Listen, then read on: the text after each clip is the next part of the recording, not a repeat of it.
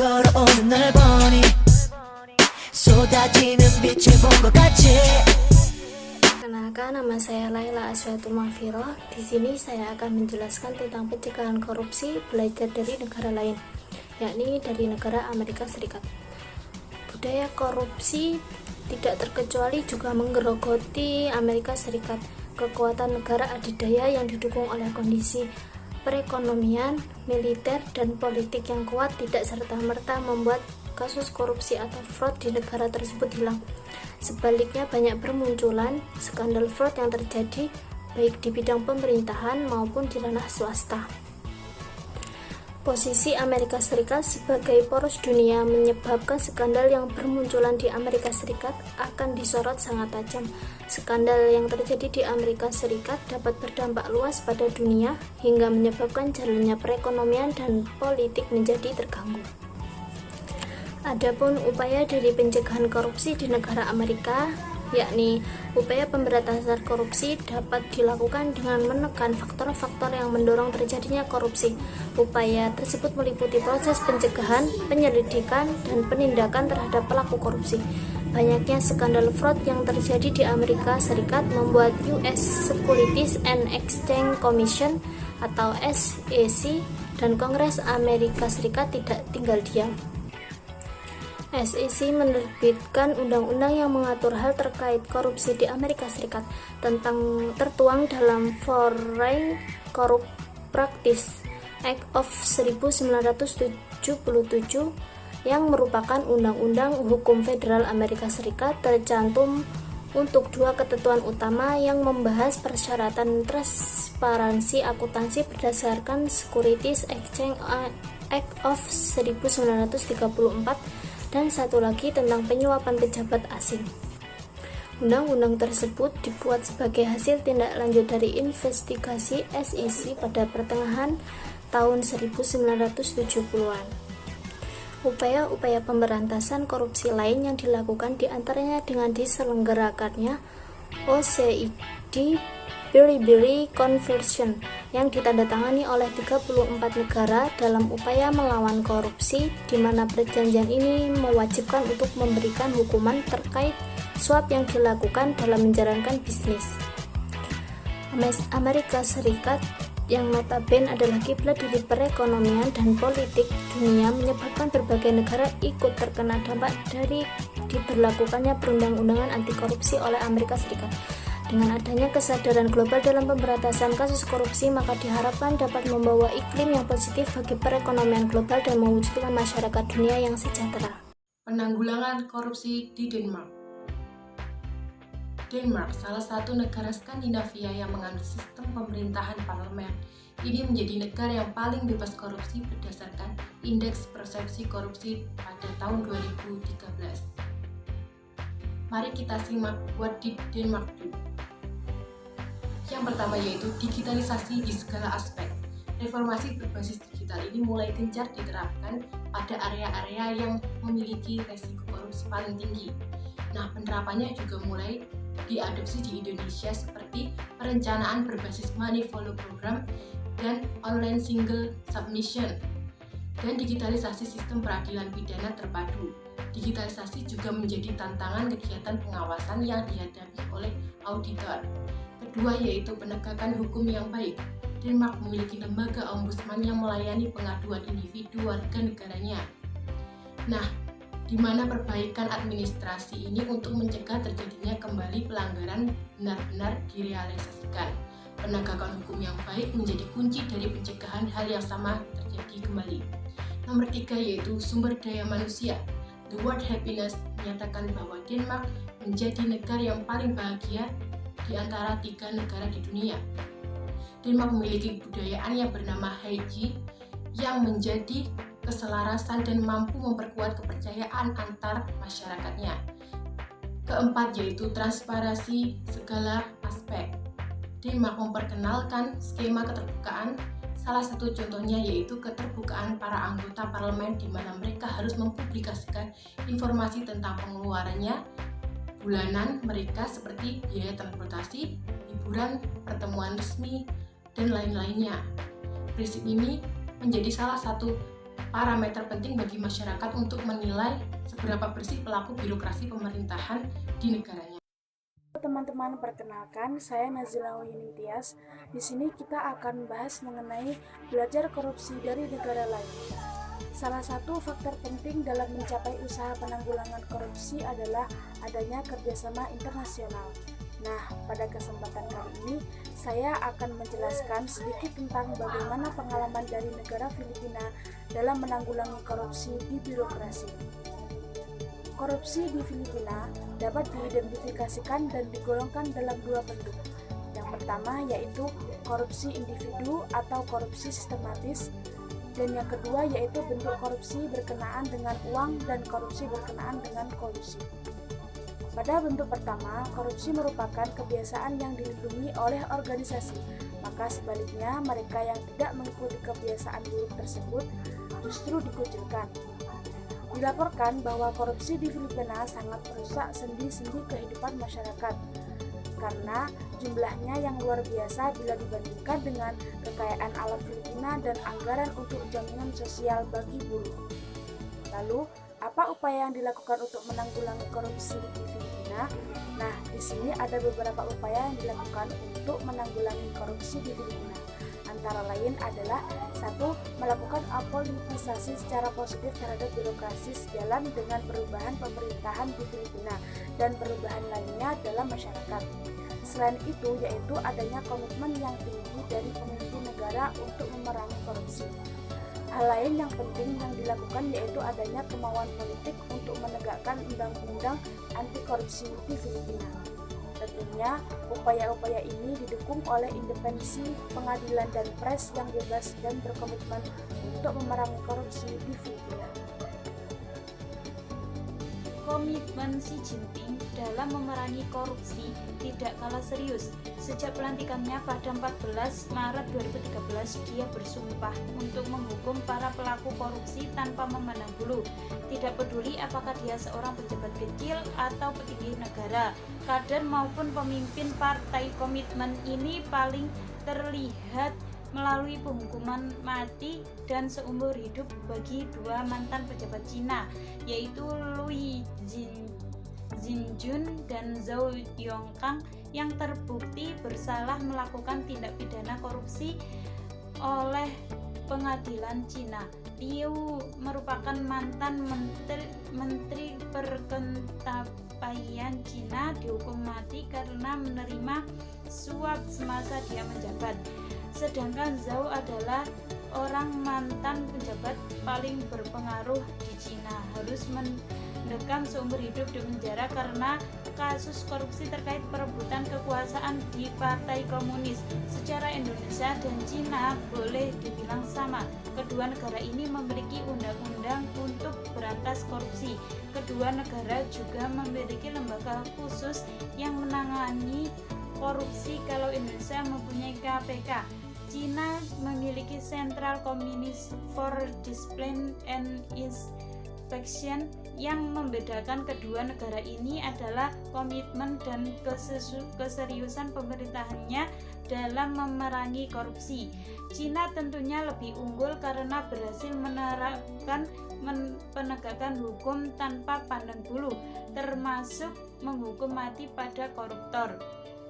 Sementara Indonesia, hukuman mati bagi para koruptor masih sekedar wacana walaupun sudah dianut sebagai hukum positif. Belajar dari Cina, harusnya Indonesia juga mampu memerangi korupsi dan membasmi penyakit kronis ini dari negeri ini. Selain komitmen yang kuat dari pemimpin negara dan para penegak hukum, pemberantasan korupsi ala Cina mungkin bisa diterapkan di Indonesia. Salah satu cara yang paling praktis adalah mendidik anak bangsa untuk membenci koruptor melalui game online, di mana para penjabat yang korup boleh dibunuh dengan senjata, ilmu hitam, atau disiksa. Hal ini dilakukan Cina dan dianggap berhasil.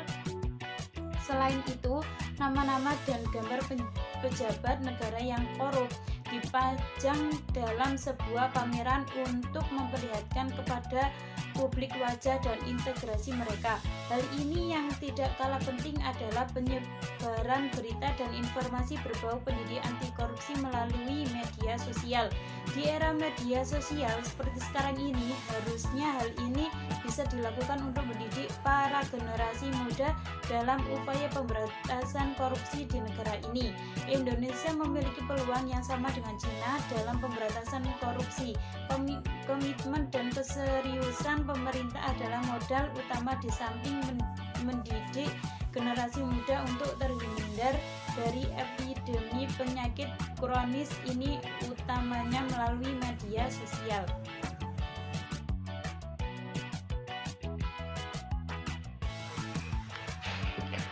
Reformasi birokrasi dan pelayanan umum di negara Nigeria. Korupsi merupakan salah satu utama dalam pembangunan negara Nigeria. Korupsi terjadi di semua lini pemerintah dari level rendah sampai level yang paling tinggi.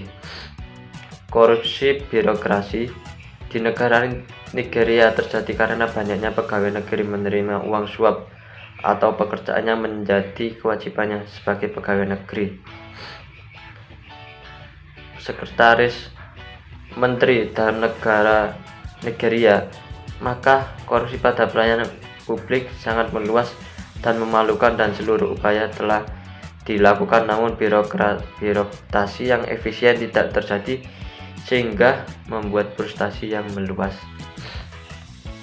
Sebagai perbandingan beberapa jenis korupsi yang sering dilakukan oleh pegawai negeri dalam lingkungan birokrasi di negara Niger, menurut Profesor Gold antara lain: A. Corruption in the routine course of government business.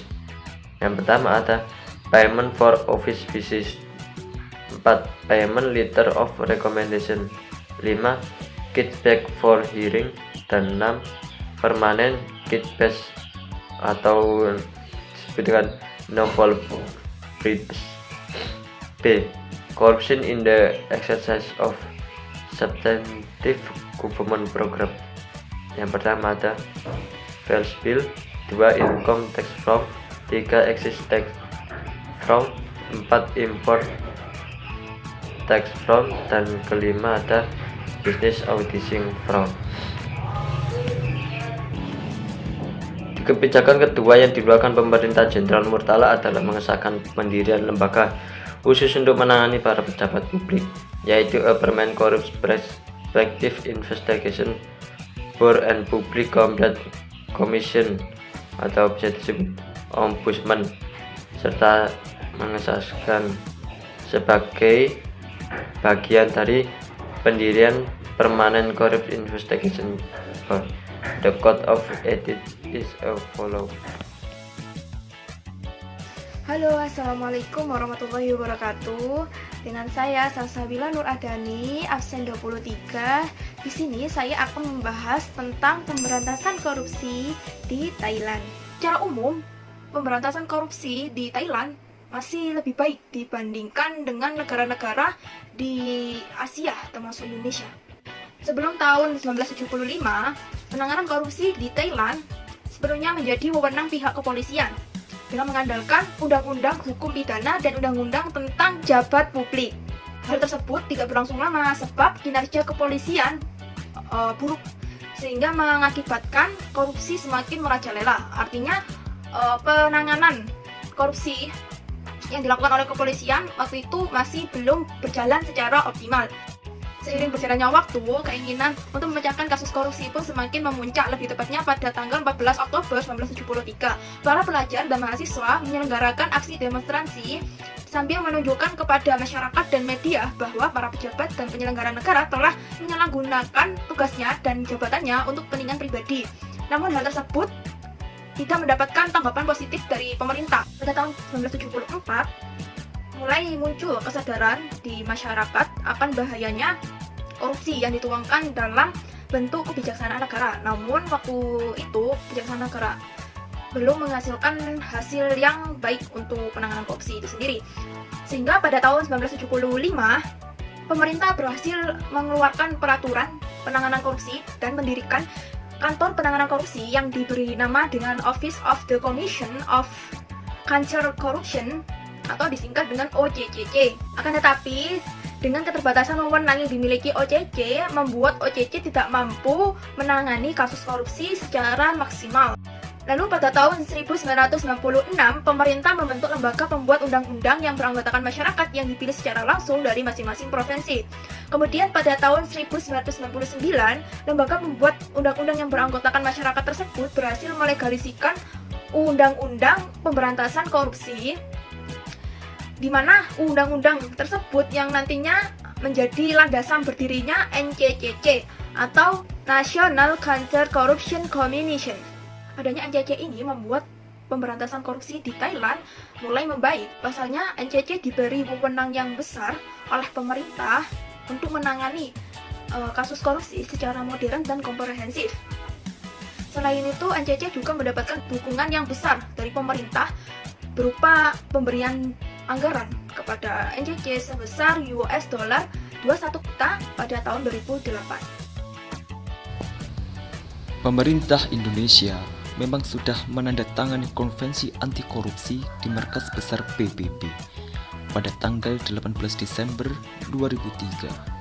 Namun, hingga kini belum meratifikasinya, sehingga tetap tidak ada keterikatan Indonesia untuk mematuhi ketentuan konvensi. Padahal, hingga kini sudah terdapat 39 dari 137 negara di dunia yang meratifikasi konvensi anti korupsi tersebut.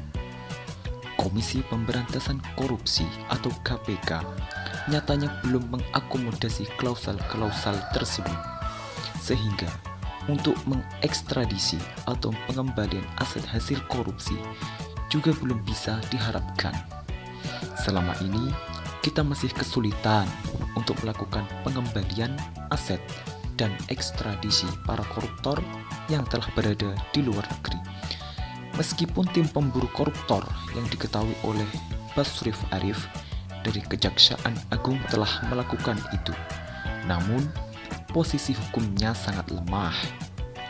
Dengan meratifikasi konvensi itu, Indonesia harus melakukan usaha pencegahan pencucian uang, menerapkan kriminalisasi dan penindakan korupsi, termasuk pembekuan dan penyitaan harta hasil korupsi, serta memberikan perlindungan saksi ahli dan korban, termasuk menerapkan sistem ganti rugi bagi korban korupsi. Kejahatan korupsi sudah masuk kejahatan transnasional yang pelakunya bisa lari kemana saja dan uangnya bisa disimpan di mana saja, sehingga untuk mengatasinya tidak jarang dibutuhkan kerjasama dengan negara-negara lain.